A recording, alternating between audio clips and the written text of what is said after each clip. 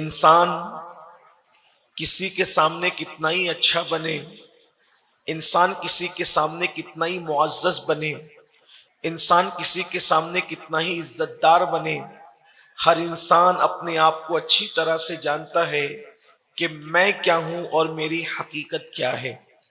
اس لیے کہ ایک انسان جتنا اپنے آپ کو جانتا ہے کوئی دوسرا اس کو اتنا نہیں جانتا۔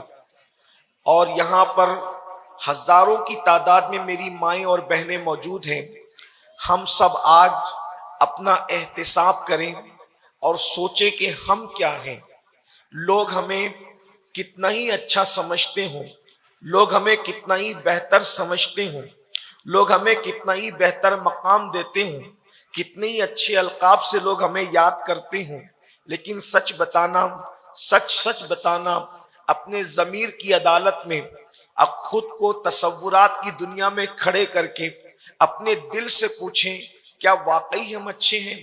لوگ ہمیں جیسا سمجھتے ہیں واقعی ہم ویسے ہی ہیں؟ اور ایک بات یاد رکھیں، انسانوں کے درمیان انسان چاہے جتنا اچھا بن جائے لیکن انسان اچھا نہیں ہو سکتا اس وقت تک جب تک وہ اللہ کی نگاہ میں اچھا نہ بنے، اللہ کے رسول کی نگاہ میں اچھا نہ بنے۔ اے خاتون جنت رضی اللہ تعالی عنہا کی کنیزوں، ذرا اندازہ تو کریں، اگر لوگ ہمیں دیکھ رہے ہوں تو ہم اتنا سنبھل کے چلتے ہیں کہ ہمارے پیر بھی نہ پھسلیں۔ اگر لوگ ہمیں دیکھ رہے ہوں تو ہم بڑا لقمہ بھی اپنے منہ میں نہیں ڈالتے، بڑا نوالا بھی اپنے منہ میں نہیں ڈالتے کہ لوگ ہمارے بارے میں کیا رائے قائم کریں گے۔ اللہ اکبر۔ لوگ دیکھ رہے ہوں تو سنبھل کے چلنا، لوگ دیکھ رہے ہوں تو بڑا لقمہ بھی منہ میں نہ ڈالنا۔ اللہ اکبر۔ لوگوں کے دیکھنے کا اتنا خیال ہے اور اللہ ہمیں دیکھ رہا ہے، اور اللہ کے دیکھنے کے باوجود، اس یقین کے باوجود کہ اللہ دیکھ رہا ہے، اس کے بعد ہماری کیفیت کیا ہے؟ اللہ اکبر۔ اگر مرد ہے تو وہ عورتوں پہ پاپ کی نظر ڈال رہا ہے، اگر عورتیں ہیں تو وہ مردوں پر غلط نظریں ڈال رہی ہے۔ اللہ اکبر۔ لقمہ حرام آج ہمارے پیٹ کی زینت بن رہا ہے، گندی زبان آج ہماری پہچان ہے۔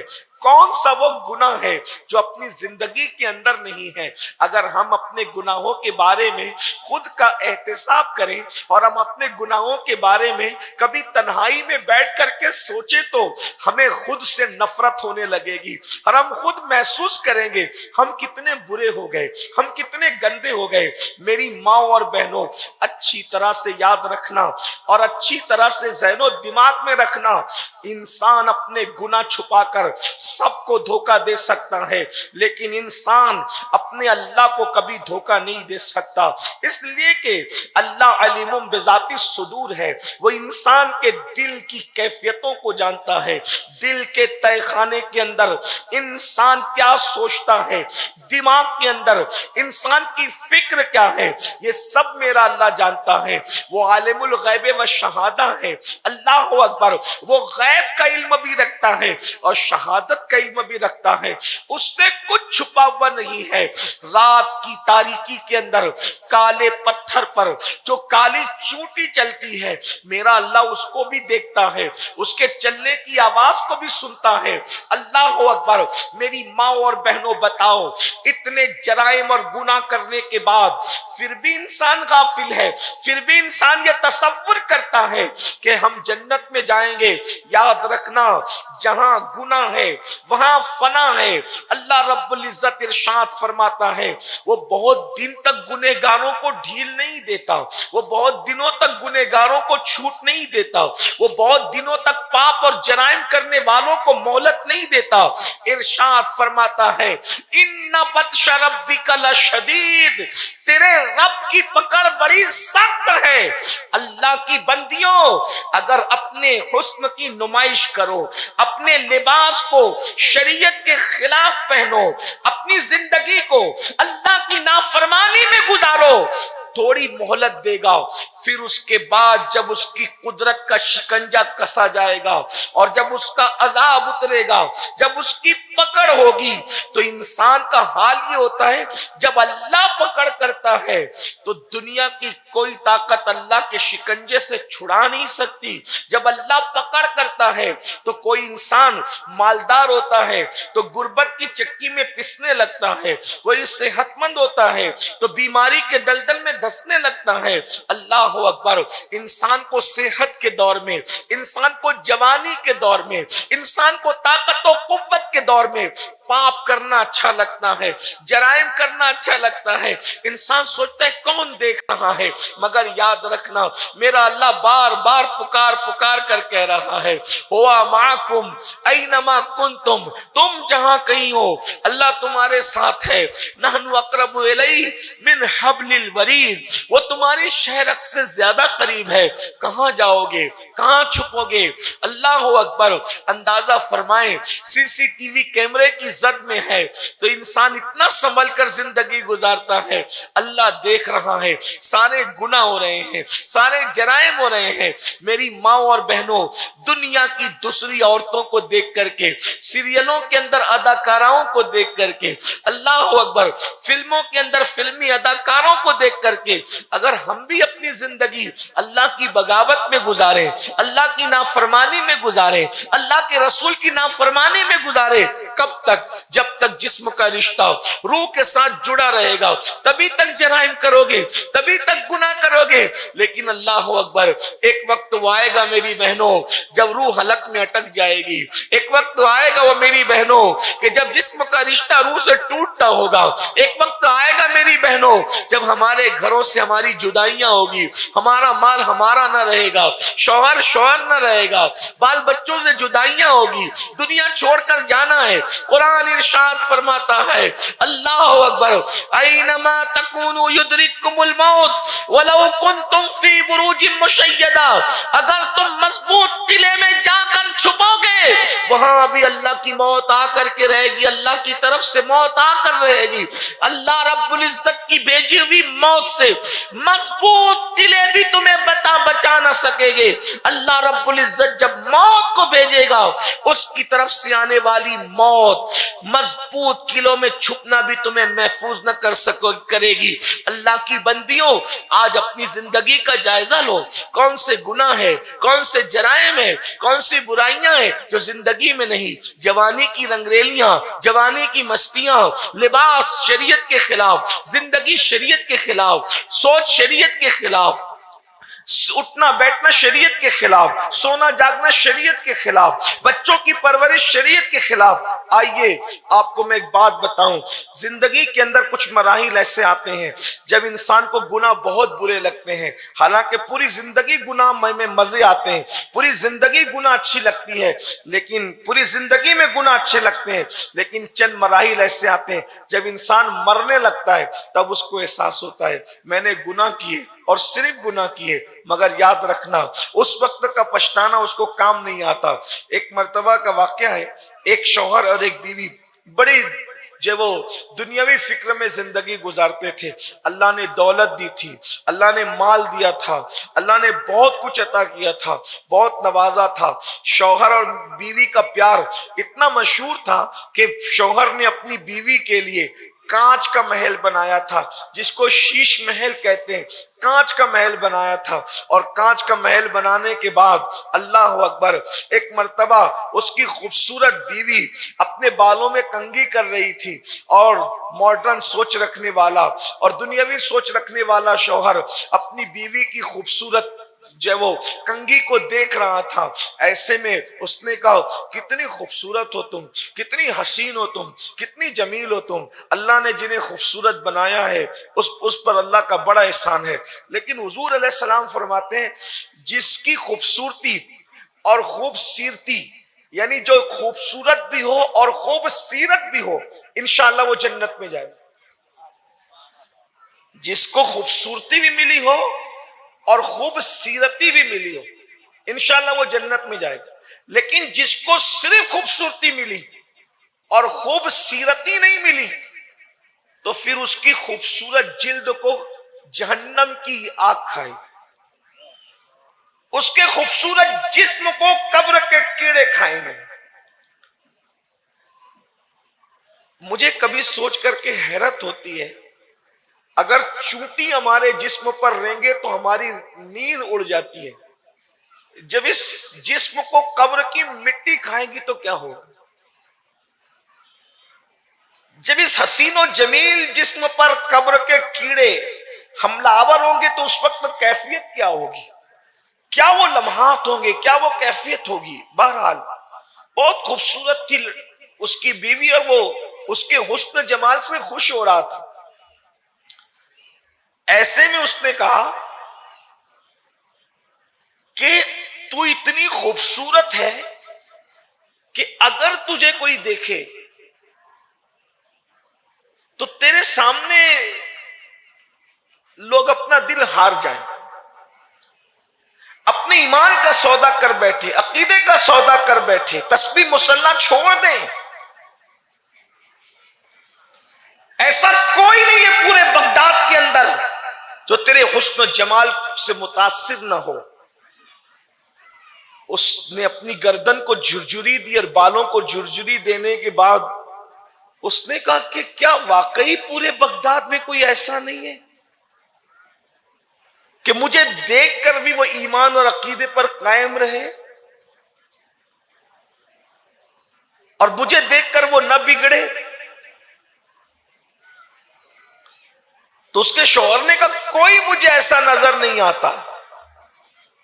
तो उसकी बीवी की जबान से निकल गया, क्या सैयदुत ताइफा कहने वाला जुनैद भी अगर मुझे देखे, मेरे हुस्न जमाल को देखे, तो वो भी अपने दीन अकीदे और नेकी और तकवे परहेजगारी पे कायम न रह सकेगा? शौहर दुनियादार था और उसने सैयदुत ताइफा जुनैद बगदादी को अपनी तरह समझ रखा था। उसने कहा तेरी खूबसूरती और हुस्न जमाल भी ऐसा ही है कि शायद जुनैद भी अगर तुझे देख ले तो वो सदाकत, दयानत, अमानत, तकवा और परहेजगारी पे कायम न रह सके। तो उस खूबसूरत और हसीन और जमील लड़की ने कहा तो क्या हम किस्मत आजमाई न करें जुनैद के पास जाकर और न देखें कि जुनैद क्या करते हैं? उस नौजवान ने कहा अगर ऐसी बात है तो जाओ और जुनैद के सामने अपने हुस्न को बेनकाब कर दो। सैयदुत ताइफा हजरत सैयदना जुनैद बगदादी रदी अल्लाह तबारक व तआला अन अपनी खानकाह में थे।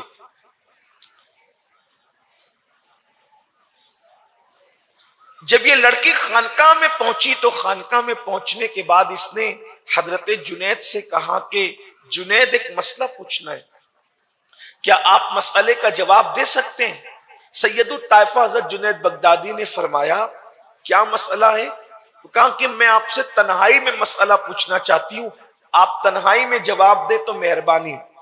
आप उठे और किनारे की तरफ गए तो उसने अपने चेहरे को खोल दिया और अपने हुस्न जमाल पर चूंकि बड़ा घमंड था, बड़ा गुरूर था उसको, उसने अपने चेहरे का से जैसे ही पर्दा हटाया हजरत जुनैद बगदादी ने नजरें नीचे की, फरमाया अस्तगफिरुल्लाह क्या कर रही है?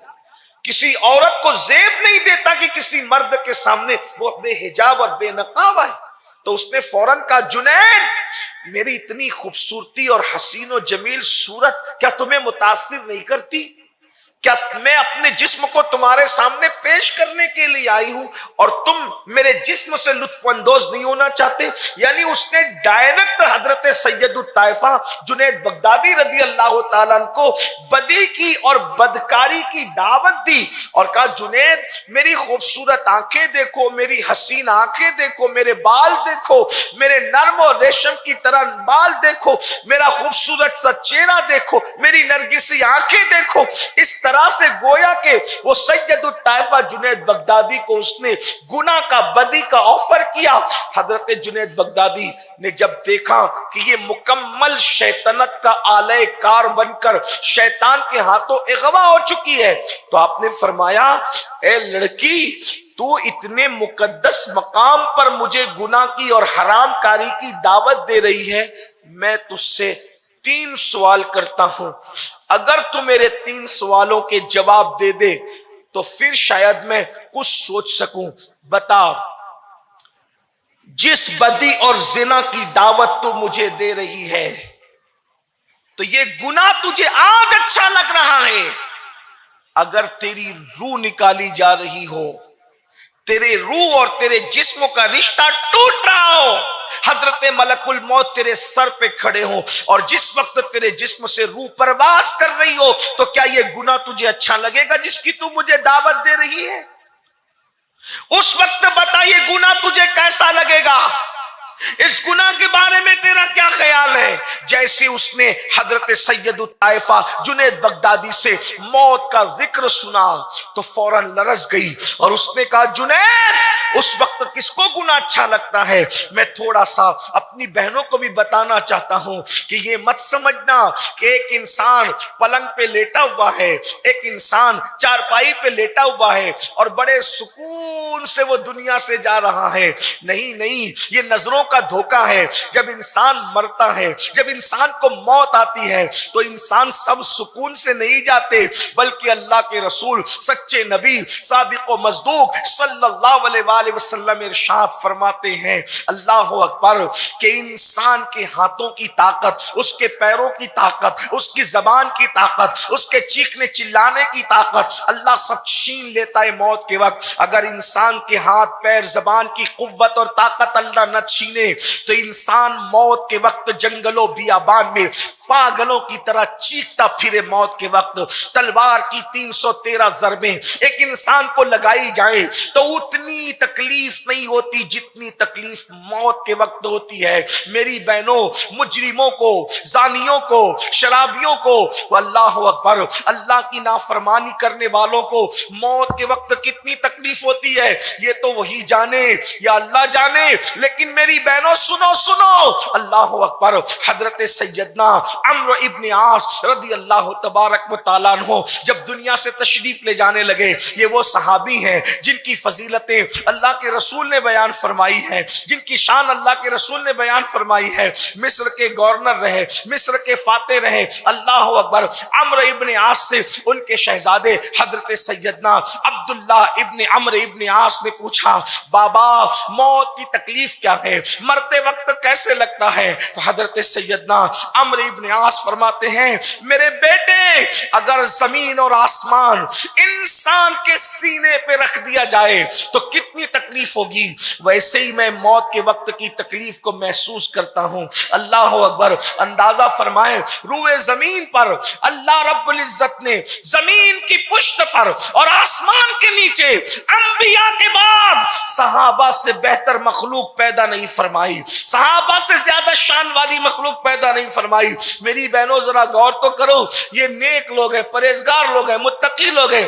حضرت سیدنا فقی ابو اللہ سمرقندی نقل کر رہے ہیں عبداللہ ابن عمرو ابن عاص نے پوچھا بابا موت کے وقت کیسا لگتا ہے؟ وہ فرماتے ہیں بیٹا سینے پر زمین اور آسمان رکھ دیے جائیں تو کتنا وزن ہوگا, اتنا وزن محسوس ہوتا ہے. میری بہنوں بتاؤ جن لوگوں نے رسول اللہ کو دیکھا ہے وہ یہ کہہ رہے ہیں, تو جنہوں نے فلمیں دیکھ کر زندگی گزاری ہو, جن لوگوں نے زنا کے مناظر دیکھ کے زندگی گزاری ہو, ہاں ہاں, جنہوں نے مردوں سے فون پر گھنٹے گھنٹے اورل سیکس کی باتیں کی ہو, لا الہ الا اللہ استغفر اللہ, اندازہ تو فرمائے جنہوں نے گندی گندی باتیں کر کے زنا کے پلان بنائے ہو, جنہوں نے اپنے جسم کی نمائشیں کی ہو, ہاں ہاں, جن کی نظریں اٹھتی تھی تو چکر مکر ہوتی تھی. ذرا غور تو کرو کہاں رسول اللہ کو دیکھنے والی نگاہیں اور کہاں زنا دیکھنے والی نگاہیں. اللہ اکبر. کہاں حلال کی خاطر جنہوں نے پیٹ پہ پتھر باندھے جب وہ یہ کہہ رہے ہوں کہ سینے پہ زمین آسمان رکھ دیے جائے تو جتنی تکلیف ہوتی ہے اس سے زیادہ تکلیف موت کے وقت محسوس ہو رہی ہے. اللہ اکبر. حالانکہ یہ اللہ رب العزت کے مقبول بندوں کے ساتھ ہے تاکہ ان کے درجات بلند ہو. وہ تو گنہگار لوگ نہیں تھے, وہ تو محفوظ لوگ تھے, لیکن درجات کی بلندی کے لیے ان کو اس سے گزارا جا رہا ہے. پھر حضرت عمرو ابن عاص کہتے ہیں میرے بیٹے ایسا لگتا ہے موت کے وقت کہ انسان ناک سے سانس نہیں لے رہا ہے, جیسے لگتا ہے کہ سوئی کے ناکے سے سانس لے رہا ہے. اندازہ فرمائے, اندازہ کرو میری بہنوں, اس گھاٹی سے ہمیں گزرنا ہے. یہ جو دل و دماغ کے اندر خط ہے کہ سکون سے انسان چارپائی پر لیٹا ہوا ہے, سکون سے نہیں لیٹا ہے, نگاہوں کا دھوکہ ہے, نگاہوں کا دھوکہ ہے. جب اتنے پرہیزگار اور پارسا لوگوں کو اللہ ان کے درجات کی بلندی کے لیے ایسے مقامات سے گزارتا ہے, ہمارا کیا ہوگا؟ جنہوں نے پوری زندگیوں میں نمازیں صحیح نہیں پڑھی, جن کے وضو صحیح نہیں تھے, جن کے غسل صحیح نہیں تھے, وہ کون سا جرم ہے جو ہم نے نہیں کیا؟ میری بہنوں ایک وقت وہ گھڑی آئے گی, میرے امام کہتے ہیں اندھیرا گھر اکیلی جان, دم گھٹتا دل اکتاتا, خدا کو یاد کر پیارے وہ ساعت آنے والی ہے. غیبت کرنے والوں کا کیا حال ہوگا؟ جن کی راتیں قرآن پڑھ کے گزرتی ہے وہ کہہ رہے کہ یوں لگتا ہے کہ جیسے ناک سے نہیں بلکہ سوئی کے ناکے سے سانس لی جا رہی ہے. قرآن رات رات بھر پڑھنے والوں کا یہ اس طرح ان کو گزارا جا رہا ہے درجات کی بلندی کے لیے.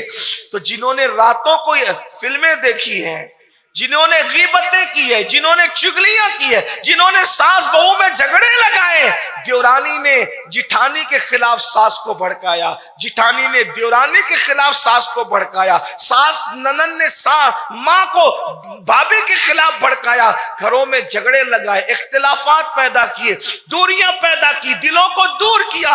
اے خواتین اسلام مجھے بتاؤ, کیا اللہ کے رسول نے یہ نہیں فرمایا جو مسلمانوں میں جھگڑا لگائے وہ شیطان کی اولاد ہے, وہ شیطان کی ذریت ہے؟ تم نے گھر گھر جھگڑے لگائے, خواتین نے یہی تو کیا الا ماشاء اللہ. مجھے بتاؤ میری بہنوں, قرآن پڑھنے کی بجائے ناولیں پڑھی, قرآن پڑھنے کی بجائے واٹس ایپ لے کے بیٹھے, قرآن پڑھنے کی بجائے فیس بک لے کے بیٹھے, رسول اللہ کی نعت پڑھنے کی بجائے زبان سے تم نے اختلافات پیدا کی, جھگڑے پیدا کی. یہ نہیں کہتا کہ ساری عورتیں ایسی ہیں, لیکن اکثر و بیشتر عورتوں کی اوقات کس میں گزرتے ہیں, عورتوں کا ٹائم کس میں گزرتا ہے.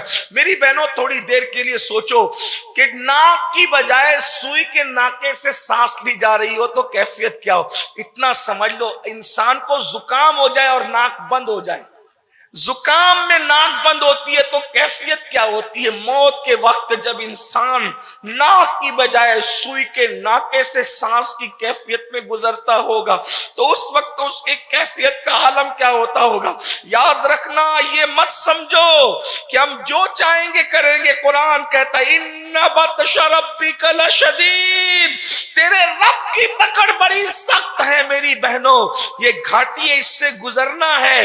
اور پھر عبداللہ ابن عمرو ابن عاص کہتے ہیں میں نے پوچھا بابا کیسا لگتا ہے؟ تو حضرت عمرو ابن عاص کہتے ہیں بیٹا کسی کے پیٹ میں ببول کا درخت اگا دیا جائے اور اس کا ڈنٹل باہر کر دیا جائے پیچھے کے مقام سے, اور اس کو کھینچنے والا پوری طاقت سے کھینچے تو اس وقت تو کیفیت کیا ہوگی. تکلیف کا یہ عالم ہوتا ہے جب انسان دنیا سے جاتا ہے. میری بہنوں بتائیں اس کیفیت میں زنا کرنے والوں پر کیا گزرے گی, اس کیفیت میں گانے سننے والوں پر کیا گزرے گی, اس کیفیت میں دین کے خلاف بکواس کرنے والوں پہ کیا گزرے گی. ہاں میک اپ کر کے بیوٹی پارلروں میں جا کر بغیر دوپٹے کے جب ولیموں میں صرف جھوٹی تعریف وصول کرنے کے لیے جاتی تھی, اجنبی مردوں کے سامنے بے حجاب کھڑی ہو جاتی تھی. مجھے بتاؤ کیا وہ خواتین کو زندگی کی لذتوں سے محبت نہ تھی؟ رسول اللہ کی شہزادی جن کے باپ کی جنت ہے, سیدہ طیبہ طاہرہ عابدہ زاہدہ راکعہ ساجدہ نقیہ تقیہ زکیہ ام ابیہا عالمہ غیر معلمہ, کتنی عظیم وہ خاتون ہے, مگر اس کے باوجود اتنے بڑے باپ کی بیٹی ہونے کے باوجود تقوی کا عالم یہ ہے کہ ان کے دوپٹے کو کبھی چاند و سورج نے نہیں دیکھا. میرے امام کہتے ہیں جس کا مہو مہر نے اس ردائے نزاہت پہ لاکھوں سلام. مالک جنت کی بیٹی اپنا دوپٹہ چاند و سورج سے چھپائے، اور جن کے باپ کو پہلا کلمہ پڑھنا نہیں آئے ان کی بیٹیاں اتنی آوارگی کرے اور سوچے کہ ہم جنت میں نہیں جائیں گے تو کون جائے. کس گھاٹی سے گزرنا ہے؟ یہ دنیا عیش اور آرام کی جگہ نہیں ہے. یہ دنیا تو تیاری کی جگہ تھی نا، یہ گناہوں کا اڈا نہیں ہے. اللہ کے رسول علیہ السلام فرماتے ہیں دنیا تو ایک مسافر خانہ ہے. جیسے ایک مسافر سفر کرتے کرتے تھک جاتا ہے. ابھی آپ کو نہیں پتا سفر کسے کہتے ہیں. پہلے لوگ گھوڑے پہ، کھچروں پہ، اونٹوں پہ پیدل سفر کرتے تھے تو چلتے چلتے تھک جاتے تھے تو کسی درخت کے سائے میں تھوڑی دیر کے لیے لیٹ جاتے تھے، بیٹھ جاتے تھے. آقا فرماتے ہیں جیسے مسافر درخت کے نیچے تھوڑا سستانے کے لیے بیٹھتا ہے، لیٹتا ہے، بس ایسے ہی انسان کی زندگی ہے اور کچھ نہیں. اس سے زیادہ کیا ہے؟ اب بتاؤ جو درخت کے نیچے تھک کے لیٹا ہو اس کو گناہ کا موقع کب ہے؟ اس کو ہنسی مذاق کا موقع کب ہے؟ اس کو کھلکھلانے کا موقع کب ہے؟ اس کو غیبت کا موقع. انسان جب تھک کے لیٹتا ہے تو سوچتا ہے کہ تھوڑی دیر سستا لوں، سو لوں، جلدی اپنا سفر کی طرف آگے بڑھوں. لیکن آپ بتائیں یہ دنیا سب کچھ ہو گئی ہے، دنیا کی لذتیں سب کچھ ہو گئی ہے، دنیا کی محبت سب کچھ ہو گئی. ایسا لگتا ہے جیسے دنیا چھوڑ کے جانا ہی نہیں ہے. میری بہنوں کہاں ہے ممتاز محل؟ کوئی ذکر بھی کرتا ہے؟ مجھ جیسے کچھ دیوانے ہیں جو کبھی عبرت کے لیے آپ کے سامنے ان کا نام لے لیتے ہیں. تاج محل میں دفن ہونے والی ممتاز پر کوئی فاتحہ پڑھنے تیار نہیں. تاج محل جاتے ہو جا کر کے دیکھو. میں کوئی ممتاز کی غیبت کرنے نہیں بیٹھا، لیکن آپ سے پوچھتا ہوں عبرت تو لو. جو اتنے قیمتی کروڑوں کے گنبد کے نیچے سو رہی ہے، لوگ اس کی قبر پر فاتحہ پڑھنے تیار نہیں ہے. اور اس سیدہ کائنات کا حال یہ ہے جس کے گھر میں 3 مہینے تک چولہا نہیں جلا، جمعہ کا خطبہ مکمل نہیں ہوتا جب تک سیدہ پاک کا خطیب نام نہیں لے لیتا.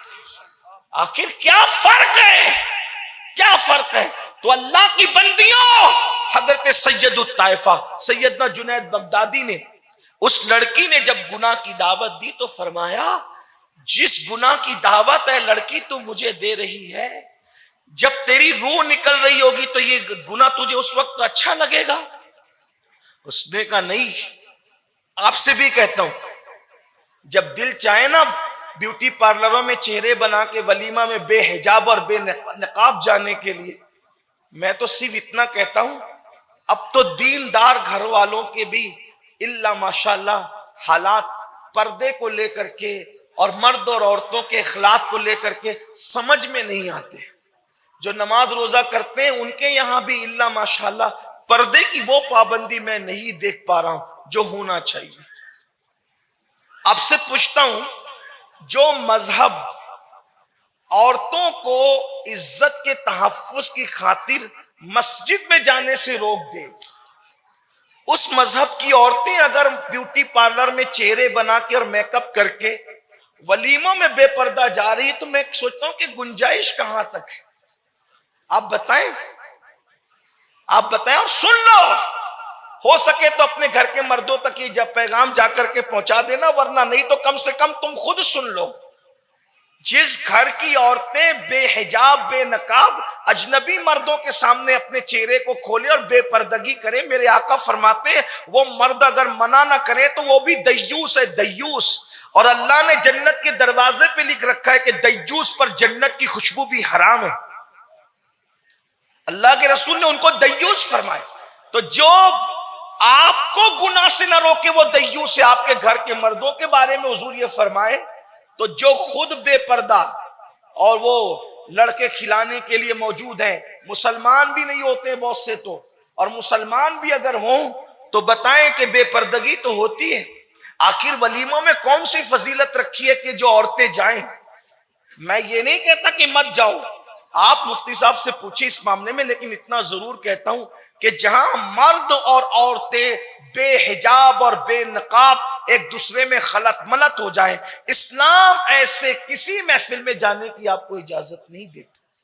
مسجدوں سے جس مذہب، میں کہتا ہوں کہ دنیا میں سب سے بہترین جگہ مسجد ہے. جب فتنے کے خوف سے روک دیا گیا فتنے کے خوف سے روک دیا گیا, عزت اور آبرو کے تحفظ کے لیے روک دیا گیا. تو بتاؤ آپ, بلکہ میں تو کہہ رہا آپ مسجد نہیں جا رہی ہے, باقی سب جگہ جا رہی ہے.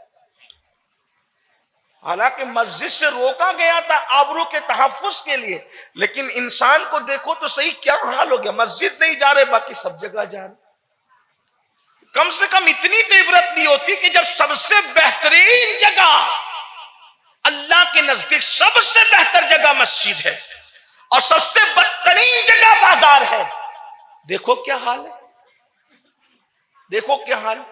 تو جنید بغدادی فرماتے ہیں اے لڑکی تو مجھے بدی کی دعوت دے رہی ہے نا, اگر موت کے وقت یہ گناہ تیرے سامنے ہو تو تجھے کیسا؟ اس نے کہا مجھے اچھا نہیں لگے. پھر فرمایا جس گناہ کی مجھے تو دعوت دے رہی ہے لڑکی, جس وقت تیرے نام اعمال تیرے سیدھے ہاتھ میں یا الٹے ہاتھ میں دیا جائے گا, نام اعمال کی تقسیم ہوگی, اس وقت یہ گناہ تجھے کیسا لگے گا؟ اس نے کہا اچھا نہیں لگے. پھر فرمایا جب تو پلسرات سے گزر رہی ہوگی, کچھ لوگ پلسرات سے کٹ کٹ کے گر, دیکھو یہ کوئی کہانی قصہ نہیں ہے. پلسرات بال سے زیادہ باریک ہے اور تلوار سے زیادہ تیز ہے, اور جہنم پر بچھا ہوا ایک پل ہے, پل ہے یہ, اور اس پر سے سب کو گزرنا ہے. جنت میں جانے کا ایک ہی راستہ ہے اور اس کو پلسرات کہتے ہیں, دوسرا کوئی راستہ جنت میں جانے کا نہیں ہے. انبیاء بھی اسی سے گزر کر جنت میں جائیں گے, صحابہ بھی اسی سے گزر کر جائیں گے, حتیٰ کہ سیدہ فاطمہ الزہرا بھی اس پر سے گزرے گی. لیکن بات یہ ہے کہ گزرنے والے اپنی شان کے مطابق گزرے. سوچو ہمارا کیا حال ہوگا. تو سید الطائفہ جنید بغدادی فرماتے ہیں اے لڑکی, جس بدی اور بدکاری کی تو مجھے دعوت دے رہی ہے, جب تو پلسرات سے گزرے گی تو اس وقت یہ گناہ تجھے کیسا لگے گا؟ تو اس نے کہا اے جنید مجھے اس وقت بھی یہ گناہ اچھا نہیں لگے گا. تو حضرت جنید بغدادی فرماتے ہیں جب اتنی مشکل گھاٹیوں سے بیٹی تجھے گزرنا ہے, جسے موت کی گھاٹی کہتے ہیں, جسے اعمال کی تقسیم کی گھاٹی کہتے ہیں, جسے پلسرات سے گزرنے کی گھاٹی کہتے ہیں, تو پھر یہ گناہ تو کیوں کر رہی ہے؟ یاد رکھ دنیا کی لذتیں بہت دن تک نہیں ہے. اور پھر حضرت جنید بغدادی سید الطائفہ نے اس کو نصیحت کی, تو نصیحت کرنے کے بعد اس کی زندگی بدل گئی, اس کی زندگی تبدیل ہو گئی, اس کی آنکھوں میں آنسو آ گئے, اس کو احساس ہوا زنا, حسن کی نمائش, خوبصورت بال, حسین و جمیل آنکھیں اور ابھرتے ہوئے رخسار, یہی سب کچھ نہیں ہے. ارے نادان ہے وہ لوگ, یہ تو یہیں پر قبر میں مٹی ہونے والی چیزیں جس پہ انسان ناز کر رہا ہے. لذتیں ختم ہوگی, کھانے چھوٹ جائیں گے, مکان چھوٹ جائیں گے, لباس چھوٹ جائے گا, زیورات چھوٹ جائیں گے, اور شوہر چھوٹ جائے گا, بال بچے چھوٹ جائیں گے. سوچو تو صحیح, بار بار ہم پڑھتے ہیں انا للہ و انا الیہ راجعون, بے شک ہم اللہ کے لیے اور اسی کی طرف لوٹ کر جانا ہے. لوٹ کے جانے کی بات سب کرتے, لوٹنے کی تیاری کیا ہے؟ جنید بغدادی نے جب اس کو جھنجھوڑا, اس کے ضمیر کو آواز دی, ایسا لگا اس کا سویا ہوا ضمیر بیدار ہو گیا, اور بیدار ہونے کے بعد جو کھلے سر تھی, حسن کی نمائش کر رہی تھی, فوراً سر پہ چادر ڈالی, اور چادر ڈال کر کے جب پلٹی, شوہر انتظار کر رہا تھا, پلٹ کر شوہر سے کہا جب مرد اللہ کی عبادت کر کے سید الطائفہ بن سکتے ہیں تو عورتیں عبادت کر کے اللہ کی ولیہ کیوں نہیں بن سکتی؟ اور پھر اس کے دل میں اللہ کی محبت یوں پیدا ہوئی کہ زنا تو دور کی بات, بدکاری تو دور کی بات, عیاشی تو دور کی بات, شوہر دن کو بلاتا تو رات کا وعدہ کرتی, رات کو بلاتا تو دن کا وعدہ کرتی. شوہر تو دنیا دار ہی رہا, لیکن یہ ایسی دیندار ہو گئی کہ رات اور دن مصلے پر گزرتا. تو شوہر رو کر کے کہتا کس کمبخت نے مجھے مشورہ دیا تھا کہ میں نے جنید کے پاس اپنی بیوی کو بھیج کر کے بگاڑ دیا. ہائے اب وہ راتیں کہاں گئی جب میں اپنی بیوی کے ساتھ عیش کرتا تھا, وہ دن کہاں آ گئے, جنید نے میری بیوی کو بگاڑ دیا, چاندی دن گزرے تھے, وہ خاتون کو اللہ نے مقام ولایت پر فائز فرما دیا, اور جب وہ مقام ولایت پر پہنچی تو اللہ نے اس کے ساتھ رہنے کی برکت سے اس کے شوہر کی زندگی میں بھی انقلاب پیدا فرما دیا. اے خاتون جنت کی کنیزوں, یہی برکتیں اللہ والوں کے پاس آنے کی, بیٹھنے کی, زندگیاں بدلتی ہے. مگر یاد رکھنا, جو سن کر کے دل پر اثر لیتے ہیں ان کی زندگیاں بدلتی ہے. اگر کوئی اثر نہ لے تو پھر ان کی زندگیاں تو نہیں بدلتی. اگر اجتماع بھی تفریح کے لیے ہو جائے, اگر اجتماع بھی اس لیے کہ چلو کہیں جانے میں نہیں آتا, 4-6 گھنٹے اجتماع کے نام پر ہی تھوڑا گھوم پھر کر آ جائے, تو یاد رکھنا سوائے تباہی کے کچھ نہیں. میں اپنی بہنوں سے کہتا ہوں, میری بہنوں, تم اپنے آپ کو بہتر جانتی ہو, میں اپنے آپ کو بہتر جانتا ہوں. یاد رکھنا اللہ کی پکڑ بڑی سخت ہے. اللہ کسی بھی گناہ پہ پکڑ کر لیتا ہے, اور اللہ اکبر, اس کی رحمت بے پایاں ہے, اس کی رحمتوں کی انتہا نہیں, تو اس کی غیرت بھی بے مثال ہے. اس لیے یاد رکھنا اللہ تبارک و تعالی گناہوں پہ پکڑ کرتا ہے, وہ غیور ہے, غیرت والا ہے, اور وہ جس پر کو کی پکڑ کر لیتا ہے, جس کی پکڑ کر لے پھر اللہ اس کو کہیں کا نہیں رہنے دیتا. بلکہ جب اللہ پکڑ کرتا ہے گناہ پر تو پھر بعض لوگوں سے توبہ کی توفیق بھی چھین لیتا ہے, اس سے پہلے کہ وہ ناراض ہو کر کسی سے توبہ کی توفیق چھین لے. ہمیں اللہ کی طرف پلٹ آنا چاہیے, ہمیں اللہ کی طرف رجوع ہو جانا چاہیے. چھوڑ دو گناہ کو, گناہ میں سکون نہیں, گناہ میں عزت نہیں, گناہ میں قرار نہیں. اپنے بستروں پر جو نیند کی گولیاں کھانے کے بعد بھی تڑپتے ہو, بے چینیوں کا شکار ہو, سسکتے ہو, اس کی سب سے بڑی وجہ یہی ہے کہ ہم نے گناہوں کے اندر سکون تلاش کیا, اور جہاں گناہ ہے وہاں فنا ہے. بڑی معذرت کے ساتھ اگر آپ ایک بات بتاؤں, حیرت ہوگی, اگر نبی کی بیوی بھی اللہ کی پکڑ میں آ جائے تو اللہ رب العزت اس کو بھی نہیں چھوڑ.